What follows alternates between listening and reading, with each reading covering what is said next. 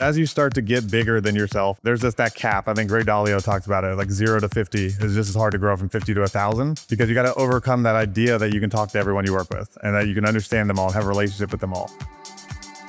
Welcome to a special episode of the Game Changing Attorney Podcast. As we count down the days to the 2025 CRISP Game Changers Summit, we're looking back at the 2022 Game Changers Summit, featuring our conversations with legal marketing powerhouse Alexander Shunnarah, renowned family law advocate Bob Tharp, nationally recognized mass tort injury attorney Eric Chaffin, and serial entrepreneur and legal innovator Anthony Johnson. And then you start realizing that things like brand that are hard to measure actually lift the top line revenue and everything else.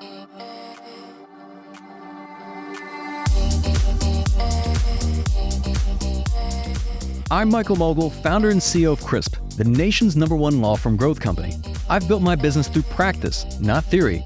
CRISP started with just $500 to my name and has grown to over 8 figures in revenue over the last few years, earning a spot on the Inc. 500 list of the fastest growing private companies in America. Our approach has been to take everything we've learned about generating massive growth within our own organization and help the country's most ambitious and committed law firm owners do the same for theirs. In each episode of this podcast, I sit down with innovative market leaders from the legal industry and beyond to learn from those who thrive in the face of adversity, challenge the status quo, and define what it means to be a true game changer.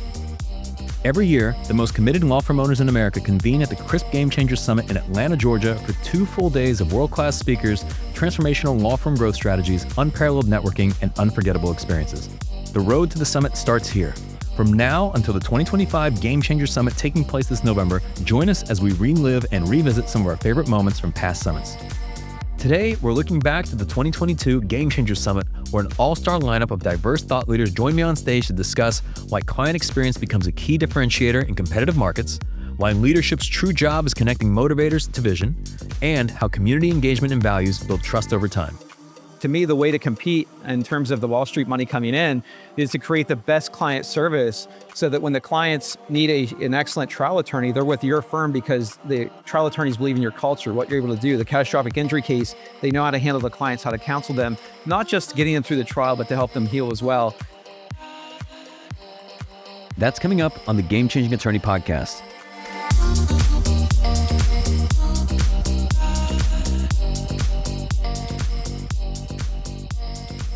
Before we begin today's episode, I want to remind you that we aren't beholden to any sponsors or run any ads on this podcast. This allows us to present all of our episodes raw and unfiltered. I'm not going to push any made-to-order meal services on you or try to save you any money on your car insurance. That being said, I have one small request. If you receive any value from this podcast, please give it a 5-star review. Pay the fee so we can keep this podcast free. All right, gentlemen, thank you for joining me. I'm incredibly honored. Let's kick things off. We call this the Law Firm of the Future panel because we want to really talk about where you see lawyers, law firms, what does it look like over the next 5 years, 10 years, and really just what is that situation? What can we do to prepare for that? AJ, we'll start with you. Voted America's techiest lawyer. I think you're going to be the most controversial. So kick us off. You know, it takes a long time for industry to shift. I would say that the legal industry as a whole, I mean, pretty much agreed we're kind of behind the curve in technology. And I think a lot of the ethical rules and some of those things are the reasons. But I think we're also very smart people and there's a lot of money in the industry. So I think it's going to move fast. So in 5 to 10 years, I would say there's going to be a much bigger budget allocation towards things like coaching, what a lot of industries call BPOs, business process, or, outsourcing, than technology. Because like you said, it starts with people, process, then tech.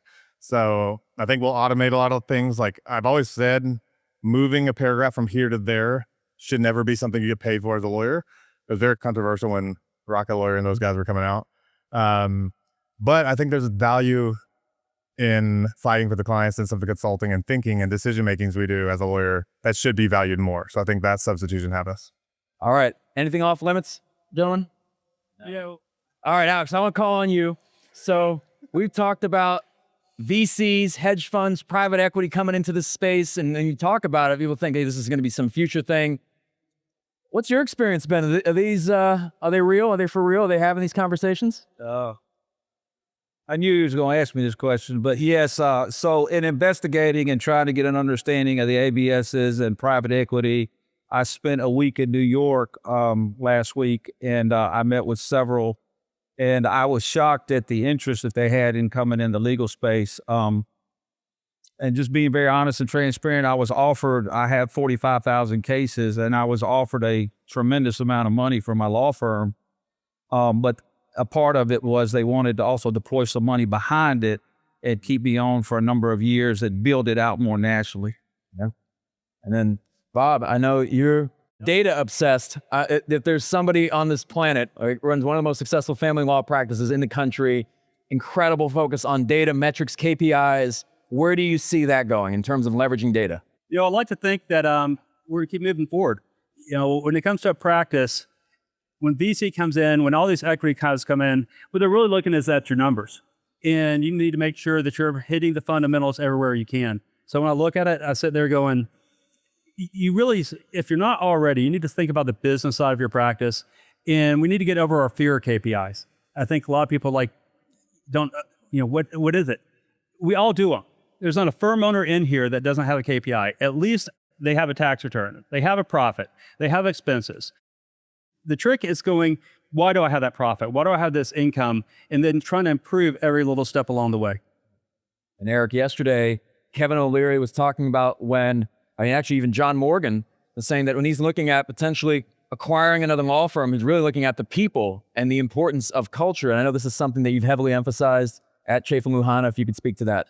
Yeah, Michael, I think for us, 10, 12 years ago when we started our firm, we had one core value, doing good by doing right. I think we had an idea of what that meant to us personally, but to be able to clarify that vision and then communicate across the firm, it's been a rallying call for us.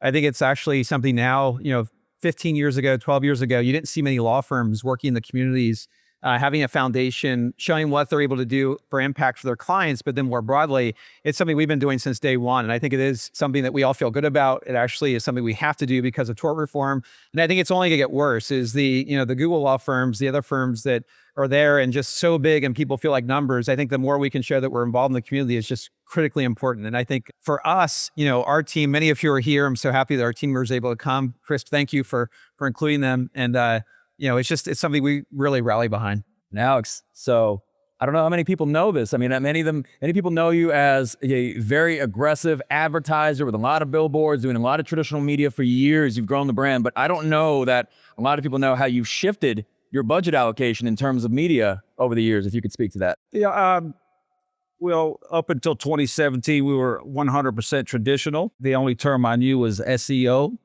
But in 2017, I obviously saw things changing. We're probably 70-30 now in digital. We still have some traditional in the states that we've known. So 70% digital. 70% digital now. It's allowed me to grow a national practice right now. And AJ, you've got the best shoes up here. So yesterday, Kevin O'Leary is talking about the importance of data. Data is the new oil. We've done a podcast. You said the exact same thing. If you could speak to that specifically from a law firm context, why is data so valuable? Yeah, it's interesting. It's been, I think it was like 10 years ago almost, whenever data became more valuable than oil. So I thought that was an interesting shift when I first saw it. I think it's fascinating, without overcomplicating the answer, that lawyers are in telling stories, especially trial lawyers. That's our job. And the only difference between that and like a novelist is it has to be based on the truth, information, it's data. Right? Whether it's to your practice, to your clients, or anything else. And so if you have more data, and if you have a way to take it and create business information that allows you to make a decision better, that's the whole thing. So I think right now, we're finally in a point in time where you can get everyone's data. Like, there's no privacy anymore. We lost that battle a long time ago. It's either no one knows it or everyone does. So if you need information, it's just about going and looking for it, knowing how to use data, how to buy it, how to manipulate it for your purpose as a lawyer. Yeah. Bob, speaking to you as a family law practice, one of the largest in the nation. Now, they usually don't grow as big as you. How many lawyers, how many staff? About 40 lawyers, about 100 staff. 40 lawyers, 100 staff. What do you think is the reason why you've been able to grow your practice so much? And what do you think is the reason why many practices like yours struggle to really expand? The challenge is trying to understand where's the profitability points and taking every little measurable. The difference with family law is you have a billable hour generally. You know what your margins are going to be. You know how many hours people are going to bill. It's really sitting down and comparing those versus your metrics. And one thing I advocate, getting that executive dashboard out there so that you can sort of have a firm grasp on where you are. We have numbers that will tell you the capacity needed, so you know when you need to expand and frankly when you shouldn't. So I think it's just, using the data, just getting there and what do you do with it? All right, now here's the thing. I want to make sure this is valuable for everybody here. I love you guys. I don't want to pull any punches. If you decide not to answer, you can say next question. But Bob, you mentioned this billable hour model, but what do you see as the future? The future is not billable hours. The marketplace is going to dictate it. So for family law firms and other firms that are on a billable hour model, that's not what the consumers want. They don't want unending, unknown expenses coming at them. So I think the future holds. There's going to be more flat rates. There's going to be expectations for the total cost of the case. You wouldn't go to a car mechanic and say, "Hey, fix my car," and they say, "Well, I'll put really hard work in and I'll bill some hours and I'll let you know when it's done. And by the way, we don't know what it's going to be and how long it's going to take." So I think consumers want that type of security, and that's going to be critical to the future. Yeah. And then Alex, I have a question for you in the sense that as you've grown your practice now, you've grown from being the go-to firm in Alabama to now a national firm. If you were somehow exiled from Alexander Shunnarah trial attorneys, how would you overcome that? How would you come back and just defeat yourself, defeat the firm? I would definitely start with the infrastructure. I would probably go seek the some Wall Street money or someone who would back me since I understand the space. And I would just build it from day one. I would deploy. I would hire the best trial attorneys. I'd get the best data people. I'd set up that I get the best the best trial attorneys. I would get the capital. I would get the infrastructure. And I would go all digital probably. Mm-hmm. Now you say get the capital. And this is interesting because even the firm today is approaching $100 million in revenue, and you're saying get the capital. So what do you mean by that? When Wall Street decides to come in, I mean, they did it in the 80s with real estate. They've done it with the healthcare. They did it, and they're coming, and they're selling. They just want to make legal services better, a better experience for legal services. And we're not talking about a few $1 million, right? We're talking about billions. I was about to say, I think it's so funny. Lawyers think like that David and Goliath story. I know we talk about it a lot, champion against the big corporations, but it's like, this isn't David and Goliath. This is where the reality comes in. Wall Street's the Goliath that never loses. You're talking about trillions of dollars. Everyone here is broke, has $0 compared to Wall Street. John Morgan's broke. So yeah, if you're going to play the next game, you got to learn that business. I think that, and I hate to say this, but I do think that like we see Aspen Dental, we're going to see some firm, I don't know the name of the firm, and they'll be with 150 locations offering some type of legal services. And Eric, I'm curious, when you and I met, you were already successful, running a phenomenal mass tort practice, and also having leadership in a lot of the various litigations. And it's interesting hearing kind of the evolution of the firm, of building out technology within the firm. And if you could speak to that. For us, we really just embrace where things are headed, and I think a lot of people in the room, you're probably sitting now, as we all alluded to and talked about the last couple of days, is, that fear of Wall Street money coming in and what that's going to change for the world. And so, Chris Beck's, for example, and hanging out with guys like Alex, Anthony, others having these discussions about big data and what's the direction of it. And so we've just fully embraced it. Cy Wakeman to me is just an important discussion, not just for our staff, our team members, but for ourselves. And so if you truly embrace change, you're already focused on data. You're already focusing on that from a marketing perspective, KPIs, where things are headed in the future is really customer service. To me, the way to compete in terms of the Wall Street money coming in is to create the best client service so that when the clients need an excellent trial attorney, they're with your firm because the trial attorneys believe in your culture, what you're able to do. The catastrophic injury case, they know how to handle the clients, how to counsel them, not just getting them through the trial, but to help them heal as well. And so for us, embrace the data, move with it, and don't make that the only thing, but make it a piece of the puzzle. Now, I want to do a quick pivot because, AJ, for being somebody so data obsessed, so metric driven, so technology focused, it seems like over the past few years, you've started to look at the things that are sometimes difficult to measure when you look at culture, when you look at just team alignment, all those things. How's your perspective changed on that? Yeah, it's interesting. I think, me and you have similar personalities, and I'm not saying that anecdotally. I know we've taken multiple tests and we've pretty much scored the same on all of them. I think it's just me too, as an engineer and as being like a self-reliant person. I'm very much a solver, and I want to know the metrics, and I have a tendency is to want the data behind the answer, or like the excuse or the job or the process that's getting done. But as you start to get bigger than yourself, I guess, there's just that cap. I think Ray Dalio talks about it, like 0 to 50 is just as hard to grow from 50 to 1,000. Because you got to overcome that idea that you can talk to everyone you work with and that you can understand them all and have a relationship with them all. And so my pivot came there, I think, came by necessity. To your point about I have a lot of perseverance, when it comes to things. I learned the hard way, as well. But I got to a point where I was like, I don't know what's going on everywhere. And I had to admit, like, I can't handle more than 40,000 emails a month. Like, that's my limit, evidently. But when you do that, you say, okay, well, then how do you keep control of the company and where it's going and getting everyone on the same page? And I think to what you were talking about earlier, and we've definitely honed these even through the Chris Experience program, is that you got to understand job titles aren't responsibilities and accountabilities. That's different. It's like director of ops. You can't just say go. Like that's one thing. You have to actually tell them what you do here. External, to me, job titles are more external. And then you have to get in the core values, which is everything not on some of these lists. How do you make those micro decisions? And then it comes to your external, just to your point, which is brand. And I've had a huge shift from digital marketing, doing a lot of SEO, where everything is touch point and cross-channel attribution and multi-touch. And then you start realizing that things like brand that are hard to measure actually lift the top line, like revenue and everything else. And so, sure, I like the idea of maybe measuring it someday, but yeah, you gotta respect that a brand and a narrative and feeling and why you do everything in this culture becomes more important than the economics or the math behind it.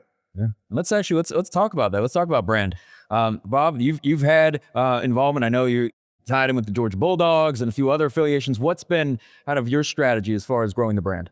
You guys start with what's your vision? What are you standing for? What do you want to do different?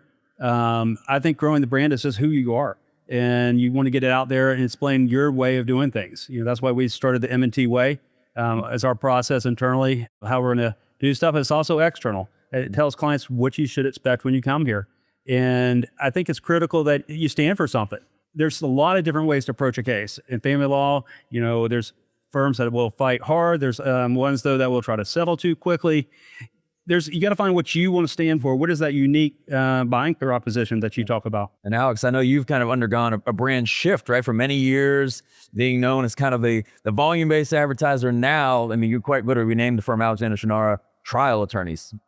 Well, I mean, we changed our brand. We were a pre-lit firm for a long time. It worked well. But then as the insurance companies tightened up, we built a litigation team. And I think we built a great litigation team based on the verdicts we've had, the cases we try all over the country.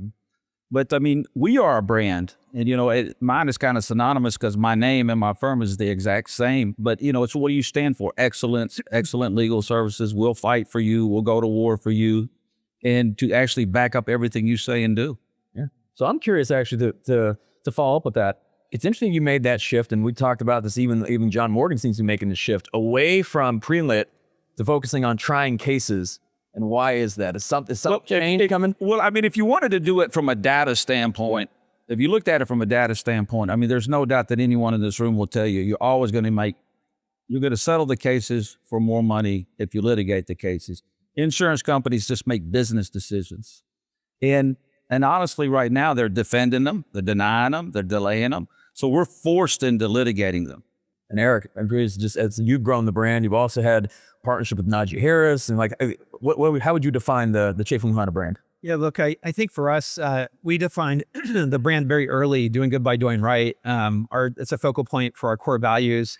It's what we are as a firm. You can't go and do justice in the world unless you do, you can't seek justice in the world unless you do justice in the process. That's our belief. And, it comes from being compassionate and caring to our clients to just excellence. And I'm amazed as somebody who's worked with Crisp now for 4 years. And I think early on, we actually need to clarify our vision, make sure it's communicated across our team.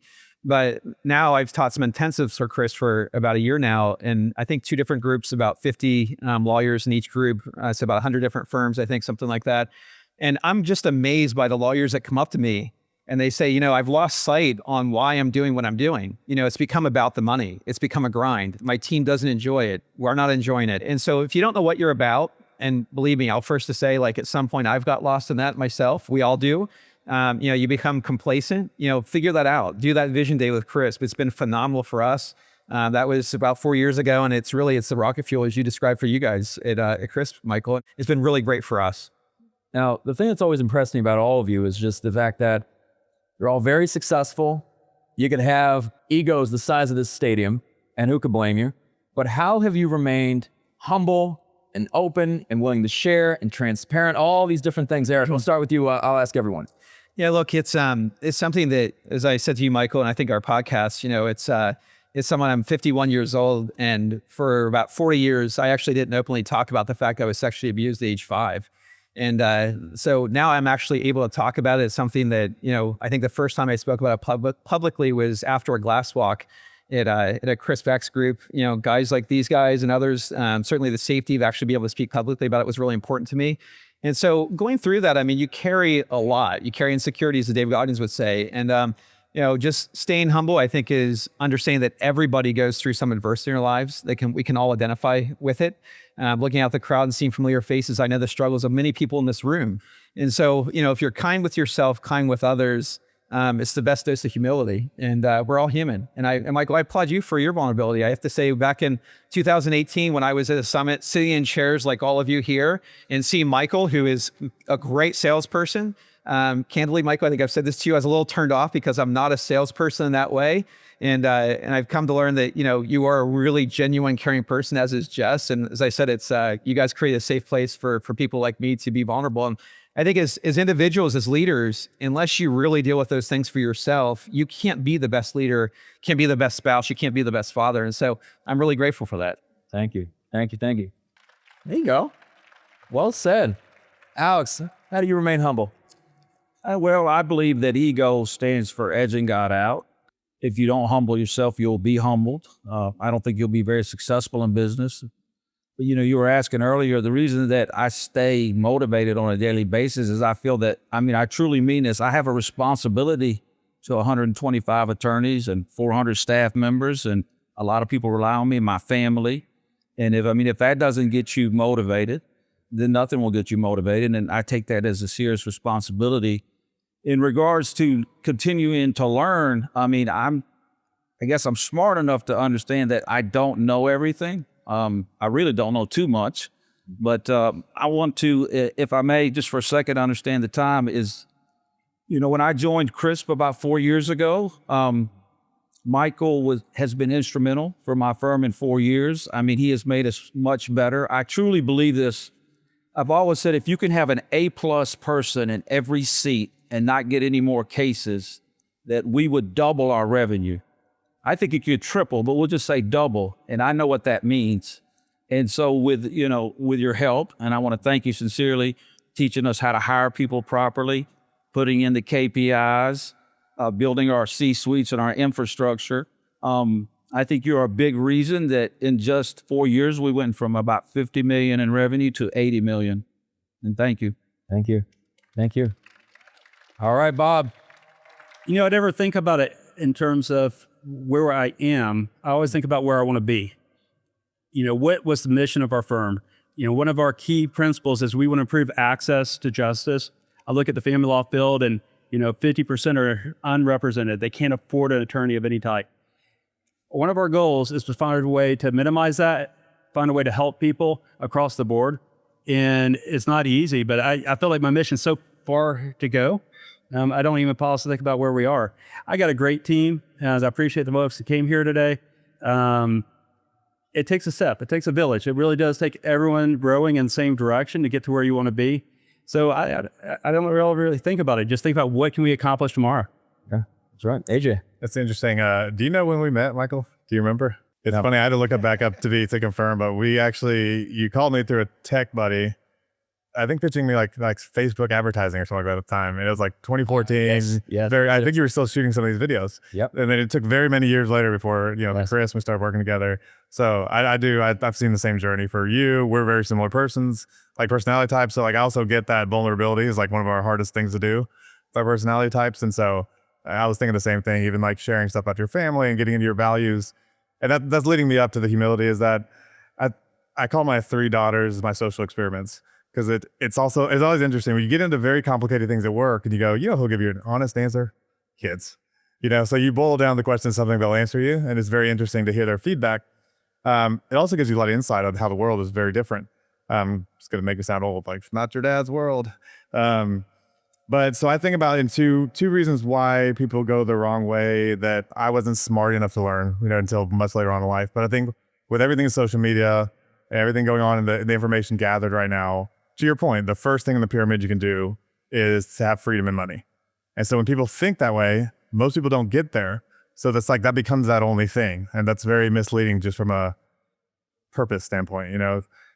So we already have that disadvantage for a lot of the younger generation, a lot of kids. It's getting worse and worse. And then, you know, to say that I wasn't wise enough to know this until I kind of got there, is like, you get to the point in business and everything else when you say, I guess I could just quit. And you realize that would be boring. Like, have all the money in the world and, you know, show you a guy that blacks for nothing and hates himself, you know, like that kind of thing. So I think I got to that point where I was like, I could choose that path, like slowly go retire and live next to Morgan in Honolulu, wherever, or figure out what my purpose was. And I spent probably a good part of a year really, that was the only reason probably I ever stopped to look back and go, oh, it's not about the money or whatever. I like the joke about entrepreneurs. They trade a 40-hour work week for a 120-hour work week for less money and less freedom. But no, I think the humility comes from like that perspective or experience that shows you money's not what makes the man, you know. And so it's like what defines you, what do you live by, and what's important. And that reminds me all the time. I want to give a huge thank you to our Firm of the Future panel for sharing their valuable insights with us at the 2022 Crisp Game Changer Summit.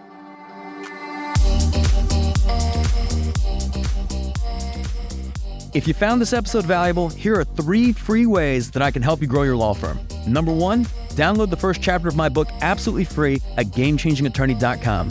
Number 2, you can shoot me a text at 404-531-7691 and I'll answer any question that you've got for me.